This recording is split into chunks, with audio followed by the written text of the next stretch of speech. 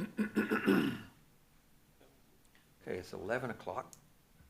Let's get this thing under. Larry, we're not going to let you. That's what I was trying to do, so I couldn't be heard.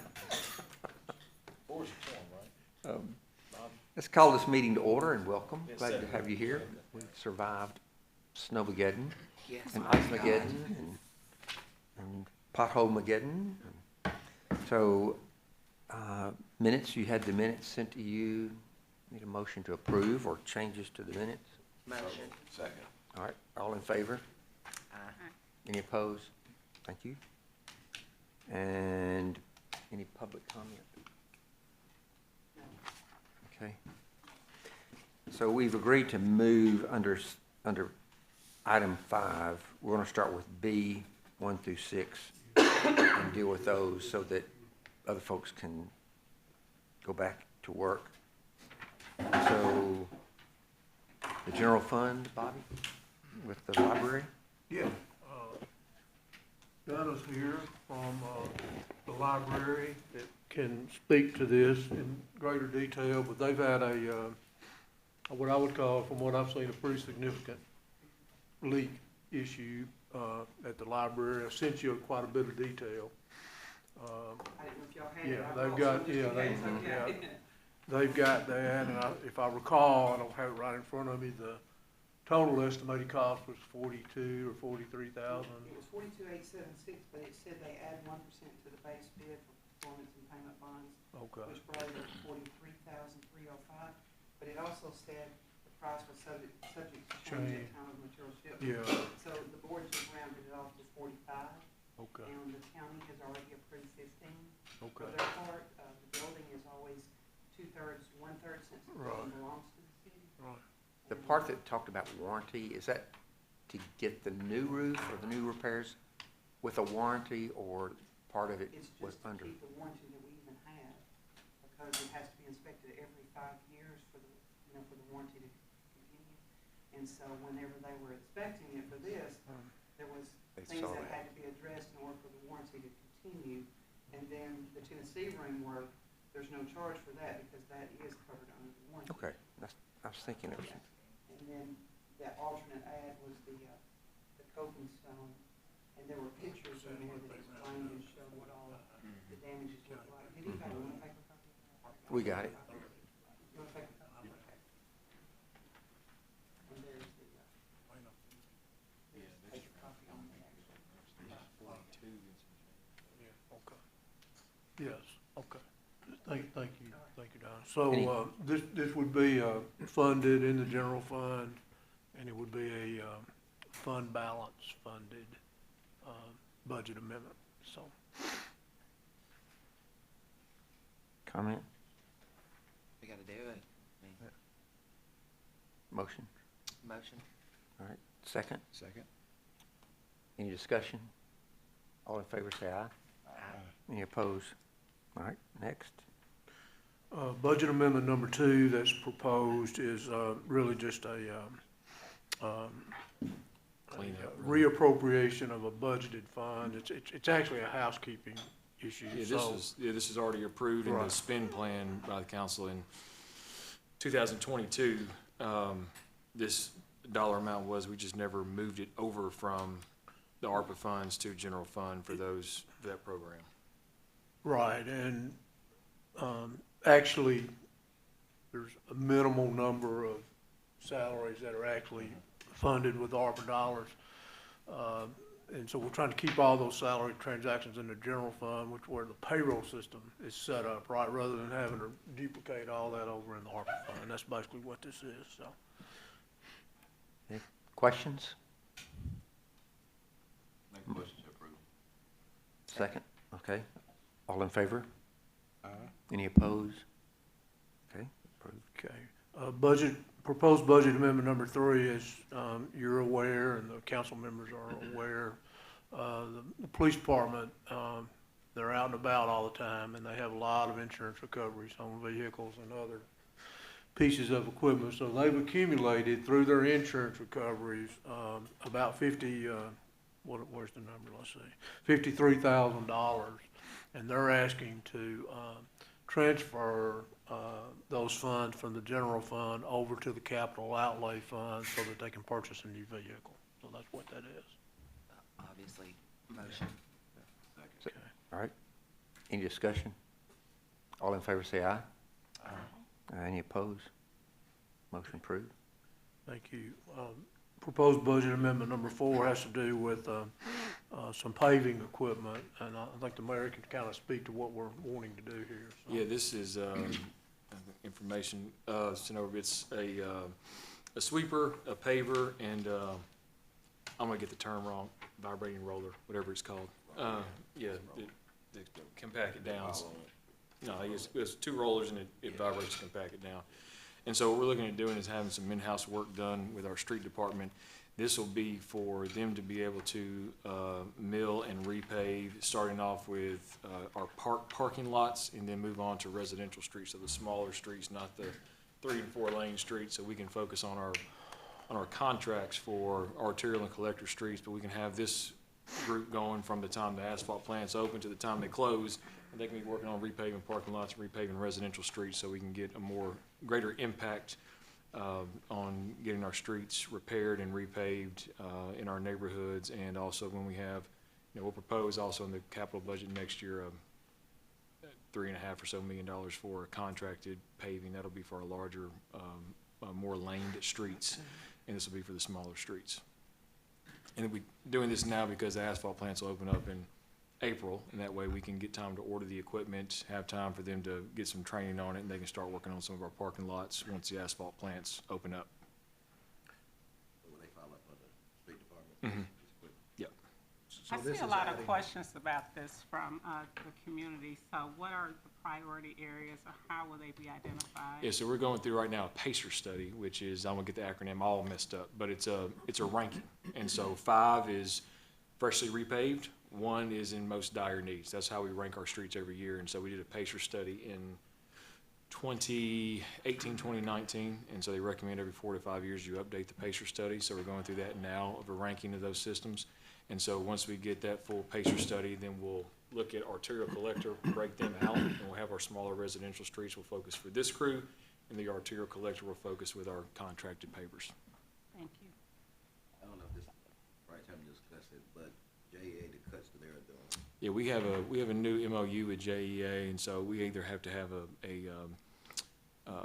someone on site, an inspector on site when they're doing the cuts, or they have to submit 2 to 3 compaction tests when they do it, and then we have to be able to inspect it afterward, and then we have a 12-month warranty on it, that if it falls in within the 12 months, and they repair it. So the problem that we had in the past that we're having to work on repairing now, that we're working on repairing, is the fact that we didn't have the compaction test done, we didn't have the inspector on site. They were just, and JA's not doing, they contract that work out. And so, going forward, we have that, but we're gonna have to make those repairs. I know which one you're talking about. When the asphalt plants open up, we'll have to make that repair on James Buchanan Street. They basically, like they just went down, just laid it down, just left. Yeah, and if it's out of the 12-month, then it's on us, but that's why we have now the MOU that we have an inspector on site, or they have to submit the compaction test before we sign off on the work. So they're, I don't think that. Mm-hmm. Yeah. This equipment, does meet our definition of a capital asset purchase, right? So this would come out of the capital outlay fund, and it would be funded through the, capital outlay fund balance. And, I know we've talked about this, and this is just kind of information for the committee. I know we've talked about this in the, council agenda meetings some, but just kind of the way this works, the way it will work, is this will come from last year's fund balance at the end of the year, right? So we can't recognize any revenue this year related to this. But you may recall, the budget committee and the city council made a good decision when we passed this year's budget, the FY24 budget, is we budgeted for in FY24 to be able to generate $1 million surplus this year. in the capital outlay fund for some reserves moving forward, right? So that was a good goal to have, it's in there. But basically, this approval would kind of limit our ability to generate that $1 million this next year that we were targeting for, but if that makes sense, okay? Okay, good, thanks. Make a motion to approve. A second. Okay, any discussion? This is new, not replacing any equipment. This is new, yeah, we don't have this equipment at all, so up until this point, we're completely dependent on contracting to repave streets. Didn't we buy something in the past? that We was like bought some one- repair equipment, and so we can repair sections of street, and if you go down, Airways now, you see those repair spots. And so we have that equipment now that we got in this year's capital budget to make those repairs, but this will be equipment that actually go in and with the milling head that we have, can go in and repave an entire street. Cool. So we got a motion, a second, all in favor? Any opposed?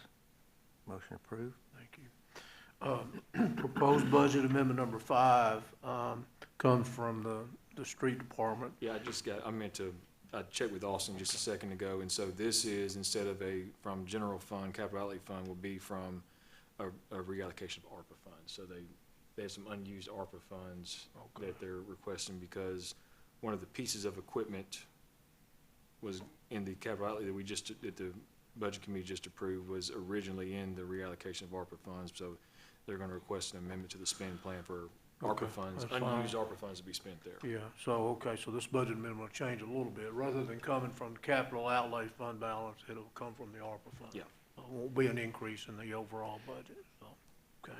ARPA fund allocated for. They were already allocated for the street department, there was some unused for the street department, so they wanna amend the spend plan to do that.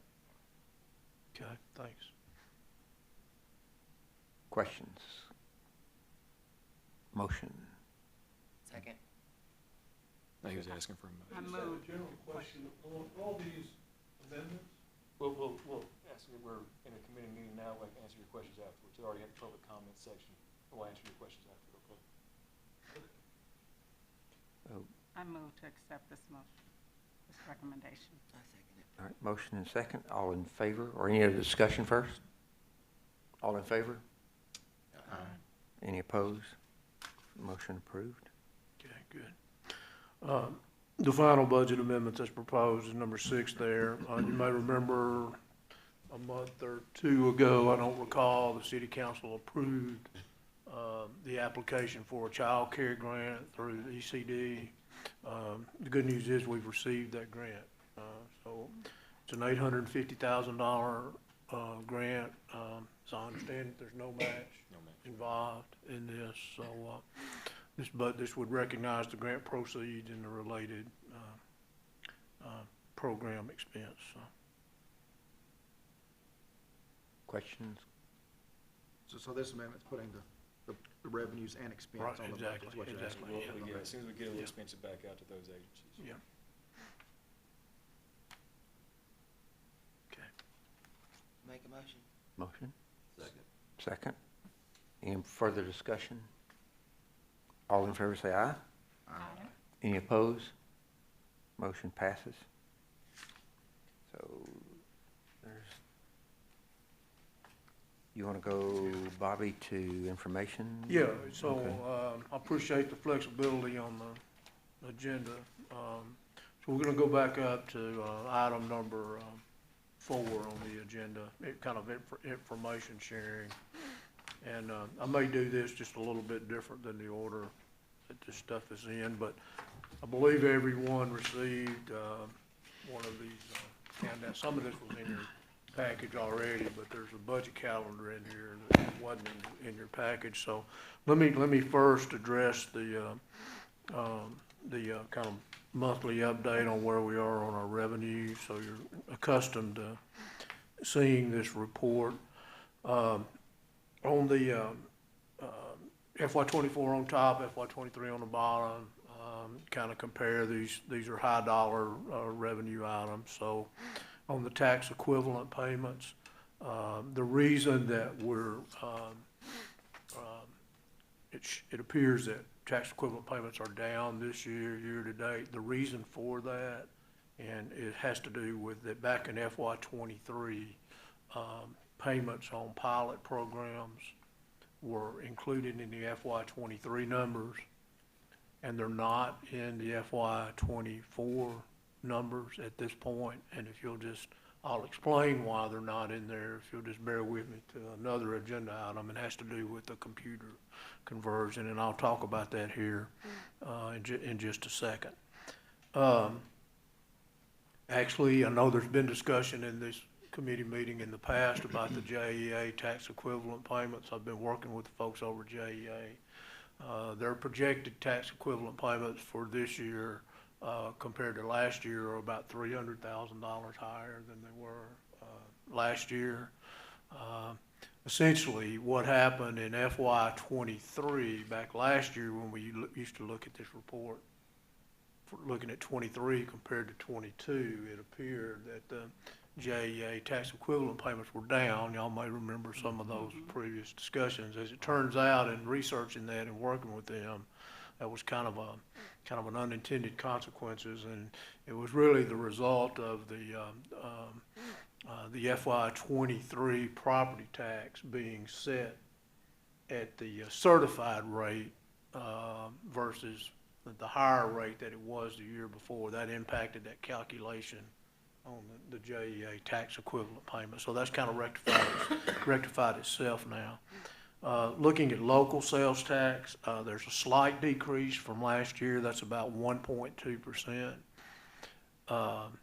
Actually, we budgeted this year for about a 1.8% decrease in total sales tax per the kind of comptroller's recommendation on sales tax, kind of flattening out. So I would say our local sales tax is kind of right. It's down just a little bit from last year's actual. It's kind of right where it's a little bit better than where we budgeted for it to be. If you want to drop over, since we're talking about sales tax, look at the next to the last column on the right, state sales tax. Same scenario, we budgeted about 1.8% less in state sales tax for this year. And so far this year, the state sales tax is actually tracking a little better than the local sales tax. It's up about 1% over the prior year, which that would be a favorable variance for us compared to our budget. Hotel motel tax, the last column, it's tracking about 1% above last year. City stickers right now, that revenue's down a little bit from last year. I'd have to look at this in a little bit more detail. We get 2 payments from the county a month for sales tax collection, city sticker collections. I'd have to look and make sure both those December payments are in there. Maybe one of them didn't get over into January. There's no reason to expect that this wouldn't be where we needed it or expected it to be at the end of the year, so, okay. Also in your package, you have a report that kind of looks like this. So this would be our property tax collections, and this kind of compares the week through January 26th of this year compared to January 27th of last year. Property tax collections in total are up about 1.8% over that same period last year. So this year we've collected $33,247,000 in property tax collections. Last year was $32,651,000. And you can see that while, if you look at the top of this report, our gross property taxes that we expect to collect, a net of about a 3% uncollectible rate, it's $36.4 million this year compared to $35.5 million last year. That kind of reflects the normal growth that we usually see in numbers of parcels that are on the tax roll, and also the appraised value of those properties. So this is tracking pretty consistent with what we've done in recent years, with property tax revenues growing a little bit each year. So I would say we're right on target in that regard. Any questions about that? Just curiosity. Sure. about sales taxes. Why are they projected to decrease? Yeah. So what, we kind of, well, not kind of, we do rely on the state for their projections on sales tax revenues. And that was what they projected at state level. We kind of follow their recommendation on the lower level. I would be a little bit of speculation on my part, but, you know, the incentive payments that businesses and individuals have received over the last couple of years from the COVID program. Okay. Some of that kind of drying up, just maybe economic growth overall might not be as strong as it's been in the past. And usually the state takes a pretty conservative projection on their revenue increases, so things like that. So, back to the first report on the local sales tax versus state sales tax. Yeah. Would that growth or decline be the same as they go up and down? Well, no, not really, because local sales tax is just what it says it is, local collection, right? State sales tax is shared revenue, just what it says it is, and it's distributed on a per capita basis to cities and counties across the state. So it really is a state shared Okay, sales tax number, so that they, you know, they track pretty close to each other, but not necessarily exactly parallel Okay. with each other. didn't know that. Yeah. Okay. So that covers item A there, 1 and 2. Here in a second, I want to speak about the FY '25 budget process. But before I do that, I think it's really important for this committee. It's been, well, it's been probably longer than it should have been. That's my fault, I guess, that we haven't really updated this group on where we are with the Tyler Munis computer conversion. So I'd like to take just a minute, it won't take long, to kind of share with you all where we are with that project and kind of talk with you a little bit about how that's going to impact. It's impacting kind of what we're doing right now in FY '24, and it's also going to impact the FY '25 budget process, right? So I think everybody's familiar kind of with the history. I want to commend the city council and the mayor's office for pushing forward with the investment in this Tyler Munis technology. And it's going to be good. It's going to be really, really good when we get there. And it was desperately needed. For instance, our legacy system. I know several of you heard me describe how old it is. It's decades old. Very, very outdated. It's been extensively modified through the years to kind of meet the city's needs. I don't know this for a fact, but I'm almost positive we're the largest client still on this legacy software that we have. It's not integrated in any way. In other words, none of the modules really integrate and speak to each other. And really, it's just a situation where the city, in terms of size and complexity, has really outgrown, you know, the system that we had before. So, good decision on the investment. We will get there. We've been working on this now for a couple of years or more. And, you know, reflecting back on the implementation process, it's become pretty clear that, don't mean this in a critical way, but really the city nor the vendor for that matter, I'm not sure really had what I would just call, for lack of a better term, maybe the bandwidth, if you will, to have done this implementation, you know, in the way that you ideally would like to do it in terms of how long it takes, and also, you know, so that the various systems like the payroll system and the general ledger, or the property tax system and the general ledger, they kind of all are implemented and come up on the same day, right? That would have been great to do that, but we've not been able to really go about it that way, and at the same time, we've sort of had to kind of, frankly, not piecemeal, but kind of keep the legacy system up up and running, you know, as well. So that's kind of where we've been. It's been a challenge. It continues to be a challenge, but we're making progress every day. Let me talk with you just a little bit about the status of exactly where we are right now.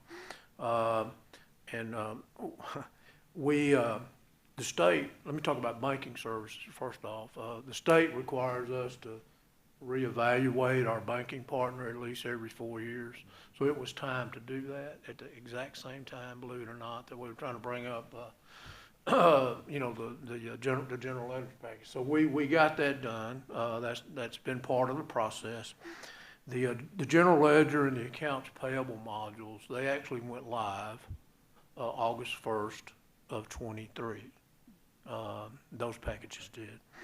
The payroll system and the utility billing system, which the solid waste department uses, that's scheduled to go live somewhere in the April timeline, so here in another couple of months. That's a big deal. The property tax billing system, which is a whole separate system, we've been working on that for several months now. It's a year-long implementation process. It's scheduled to go live in August of '24. There are, There's no just quick conversion, you gotta download the whole of it. oh, yes, yeah. Convert it over to Excel, you gotta upload it. There's various other kind of subcomponents or modules. For instance, the budget is one of them. There's a project or grant management module. There's a capital asset module and a couple of others that are all, when they're going to come up and go live is still kind of to be determined, but they're all sort of in progress, you know, at the same time. So what that means is there's some pretty significant transitional issues that we're experiencing right now. And I can best describe it this way. Once we are fully up with the Tyler Munis system, there'll be 5 years worth of data, financial data, if you will, in the system. 2 of those years will be what I call archived data. In our particular case, that's FY21 and FY22. So both of those years, we've already gone through the process to get that imported. It's already into the system. So that's 2 of the 5 years. The other 3 years would be FY23, which will, when we're there, it will be what's referred to as the prior year, and FY24 will be the current year, and FY25, which will be the budget we're going to be working on, that will be the next year. So that's where we're working really hard to try to get to. We're going to get there. So the FY23 audited trial balance is kind of pending any day now or so. We will have to go through the process of importing that trial balance, and you know, it's a little detailed, but you got to remember all of our account numbers change. Every single account number, which everybody was used to for the last 20 and 25 years, changed. All new account numbers, crosswise. It's no simple task to import that, trust me. But that's pending, and once we can accomplish that, what that will then, as I described, FY21 and 22 will be archived fiscal years in the system. FY23 will be the prior year, and we'll have to go through a process after we import FY23. You have to do all the year-end closing, right? So it updates the balances and everything, and then we'll be able to actually work then in FY24, and we'll be able then to actually begin to work. Well, we're going to begin to work on the FY25 budget before then because we have to, right? But FY25 will be out there for that to be the budget year. So we are really handicapped right now because of that. And by the way, that transition I just got through described, this time next year, we won't have to go through that again, right? Because FY24 and 25 will already be in the Tyler Munis. It won't be any import and conversion. It'll already be there. So this truly is what we're experiencing right now. Truly is kind of a one-time transitional issue to the new system. So just to help you kind of understand, appreciate whatever, these dual systems that we're literally operating in right now. Let me share a couple of things with you. So there was 1 month in this current fiscal year, the month of July of '23, where we were still on the legacy system. So the GL and accounts payable in Tyler Munis didn't come up until August 1st of '23. So we've got 1 month worth of financial data that we will have to post and import into the FY '24 Tyler Munis when that system is available to us, right? Payroll and benefits. It's in the legacy system since July. It will continue to be in the legacy system until in April sometime. So we will have to go back and, again, post and import all that payroll data, into the new system. Property tax, we just completed the, busy time of the year in property taxes. The property taxes system will be in the legacy system for this entire fiscal year. It won't go live until next fiscal year, August of '24, right? So we have to basically capture all of that data and pull it out of the property tax system, organize it, post it, import it, into the Tyler Munis system. So I wanted to just, and all of that limits our ability to use the Tyler Munis system for our budget process for this next fiscal year, right? So, now I don't want you to think that we've not, so all of this data that I described from the general ledger and the AP system and the payroll system and the property tax system, to the best of our ability, we have been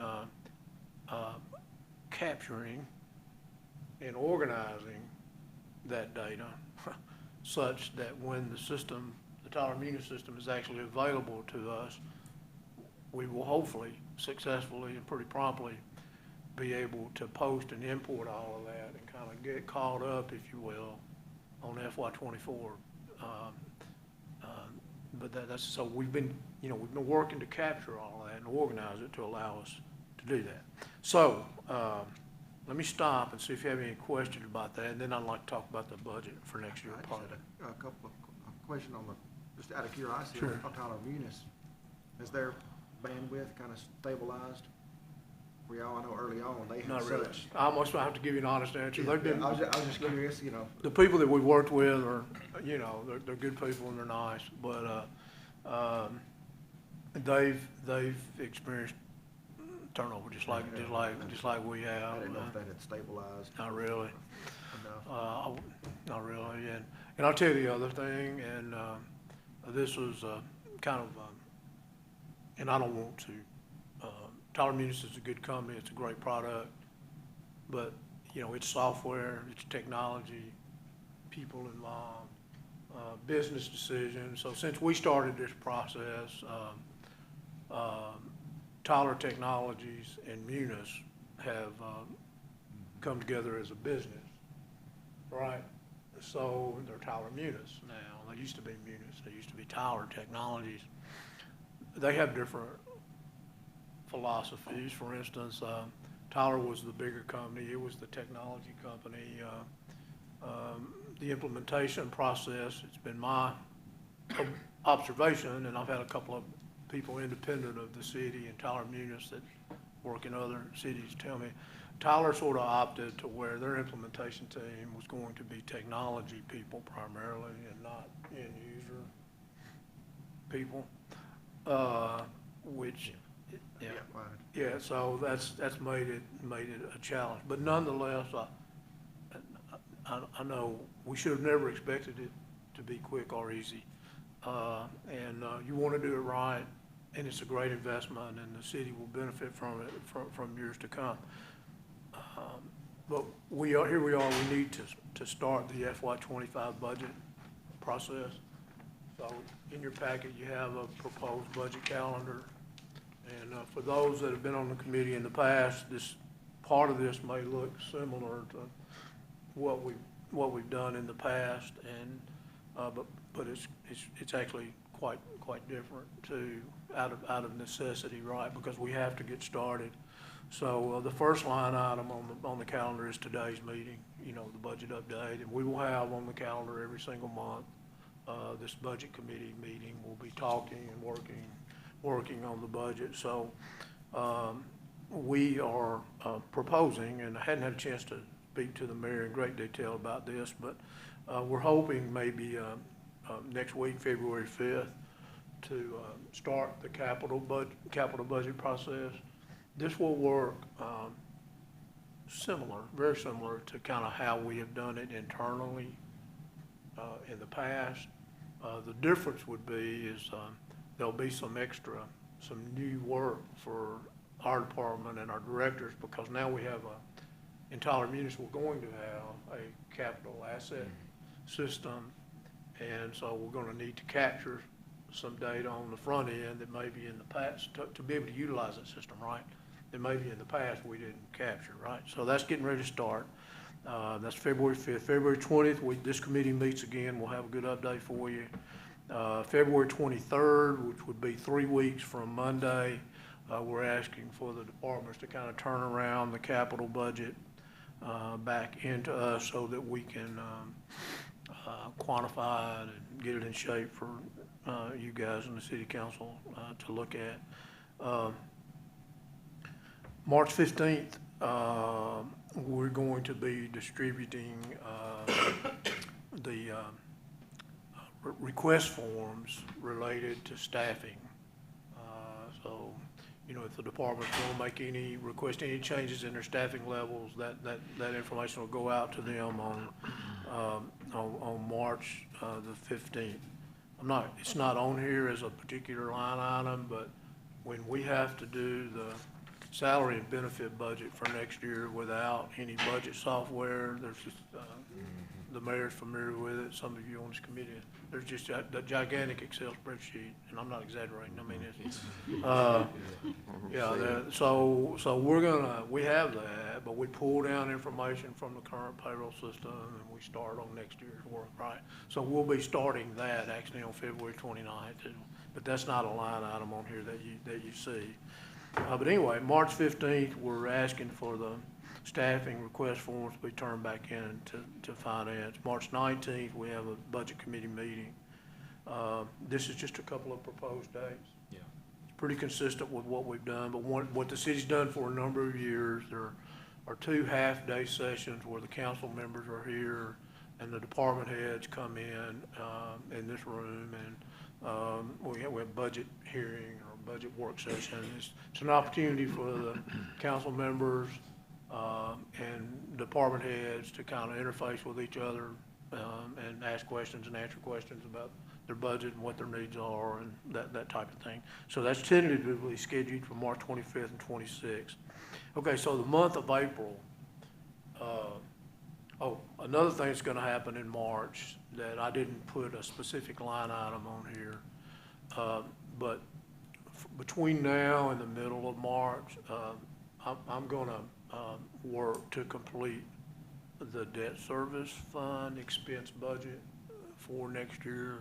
We don't have any new debt this year, right? I've got all the amortization schedules, but I need to go back and just kind of double check them, you know, and pull together the expense side of the debt service budget for next year. So we'll be able to look at that, you know, on over in March or very early April. We have a significant, I believe I'm correct. 6.2 million. Yeah. reduction. Good news is, we have over, I'm pretty sure about this number, and I'm pretty sure it's this next year, right? That's your understanding? Yeah, so we've got about a $6 million plus reduction in our debt service requirements for FY '25 from where we are in FY '24. That's great news. Wonderful. Yeah, yeah. So the month of April, though, this is where the schedule's gonna get a little, we'll have to be flexible. So the goal would be that, by the time we get there, we're kind of caught up in FY '24 to where we can give directors all the detail about their FY '23 actual, their FY '24 year-to-date, kind of operating expenses, non-capital, non-debt service kind of stuff. So hopefully pull all that together during the month of April. We have a budget committee in April, we have one in May, and then, we have the city council, our goal would be the city council meeting on June 4th and June 11th to have the first and second Yeah, reading. a lot of that April contingent operating expenses and revenues contingent on the comptroller's office in the state gives us our. It is, our you're state- exactly right. Not only that, the, That comes when? It came late, late last year. yeah. And it'll be late. The revenue actually, Late April. late April or early May. And, it's not only the comptroller's office, it's the state and local property assessor's office on property taxes. Right. So it makes it kind of difficult because the mayor's correct. Here, the data to make decisions about revenue kind of happens at the tail end of the budget, rather than on the front end of the budget. This is the draft, our proposed version today. So I'll be happy to answer any questions about that. I wanted to ask about the computer system. When will it be totally complete and is it a year from now or is it 2 years from now? Yeah, well, I would say it's basically a year from now, if we stay on target, because I think essentially the last thing to be, go live is the property tax billing system, and, that, in my view, just a little side information for you, of all the modules and implementation, that one has been to date anyway, been the best one. We've got some really good people with the vendor, and, it's gone pretty well so far, but it needs to, because here's the reason why. If we were to miss that implementation date, it would be another whole year. Because, the processes that we have to go through with the local and state property assessor's office, all of those, really sort of start in late July and early August. And our vendor who prints and mails our tax notices and all of that. So we really have to have the system, implemented and available, and if not, we'll have to wait another whole year to do it, so. I have a question about the archival process. Yeah. So in Tyler Munis, Yeah. you are archiving data for 5 years, and then the other data will be just archived and where at? The legacy system is, Yeah, I really, Tiring, yeah. I need to, that's a great question. We have paper copies of lots and lots and lots of stuff. Yeah, I'm not sure, to be honest with you. We have some archival software now.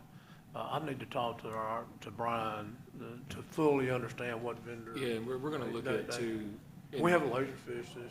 Yeah, in the next couple of years, we're gonna look at how because we have a big room on the third floor with a bunch of other stuff. Yeah. It's all paper copies, Yeah. that if something ever happens up there, then we lose all that. And so we're gonna look at the next couple of years of if we can do that in-house, what that looks like, or if we have to, contract out to get all that digitized so we can have a backup for that. And so that'll be part of that process. Tyler Munis actually yeah, there's has, some excellent companies that Yeah. can digitize all of those paper Yeah, copies. that's So, right. But it's yeah. not cheap. No, it's not. Yeah, I think WAYED is based upon the Yeah, number I of mean, if we- pages and. We get a couple of, city council member volunteers to go and scan stuff all day, every day. Oh, yeah, that's my specialty, computers, as you probably know. I certainly appreciate how hard it's Did been it on Buffalo your this department, time. because I know how hard it is playing in two sandboxes. Need some scanning. You're trying to build one sandcastle yeah, with two sandboxes. it's really, it's a challenge, and we sort of knew that going into it. But we couldn't continue in the legacy system. We couldn't, we had to stop and do something, and Is that legacy, was that local government? it is, yeah. Yeah. And so It's we're 400 on, Oregon Trail type stuff. we, I got 2 calls today from smaller cities, wanting us to take over a piece because they realize, oh wait, local government can't do this Yeah. thing, and see, we are still on the original local government, we're not on, they've got a new release, we're one. The new release is still. Yeah, so, They brought it up in 1985. yeah, exactly. For real? For real. Yeah, it's pretty, okay, so, Wow. thank you for letting me go through that. I think it's important you understand that, and, primarily because it's gonna affect the budget process, for this year. It would've been nice, to be able to, you know, they've got a nice budget module, it's all integrated with the other, all that, but it's just not available to us right now, so, okay. But we're, you know, we've done the budget this way in the past, and we'll be able to do it again this year, so, okay. Thank you. Y'all feel good about the budget, proposed budget? We don't have one yet. Yeah, we don't have one yet. But the future, what you, Yeah, we feel good crystal about, ball. we feel good about the future, yes. Okay. Yeah, put batteries in that crystal ball. Somebody's gonna have to wear a headdress to be able to look in that crystal ball now. Okay. I volunteer. Although I did I'm just read gonna nominate one John. of the governor's office today that they're looking at maybe revenue projections. Yeah, Big they down? are. There's been quite a bit in the Really? news Yeah. about that this year, It is. yeah. Or it's always the other way around with the state. Well, Well, the past few years it has Yeah. been, but it's Yeah. cooling now. I mean, there's not enough, you know, all the stimulus funds are run out, the PPP loans are run out, those things like that. And so it's, economic activity is cooled everywhere. And the And state's I- cut and I- a lot of taxes, I think, honestly, short-sightedly, I think they did a lot of budget They cuts did. at the state level. they did, Yeah. exactly. Yeah, they put some money back into the economy and took it out of the state coffers. Yeah, they did. And I commend the state for being conservative, but when you hear the state talk about their budget right now, we're this much below budget. Those are, I'm sure, correct numbers that they quote, but this much below budget is still a revenue increase over last year's state revenue. They don't, Yeah. yeah. But I agree, I would expect, those projections for next year to be lowered quite a bit. Yep. So, yeah. Okay. All right. Anything else for the committee? Is there a motion to adjourn? So move. Second. Anybody protest? Meeting adjourned. Thank y'all. Thanks, yours, our audit.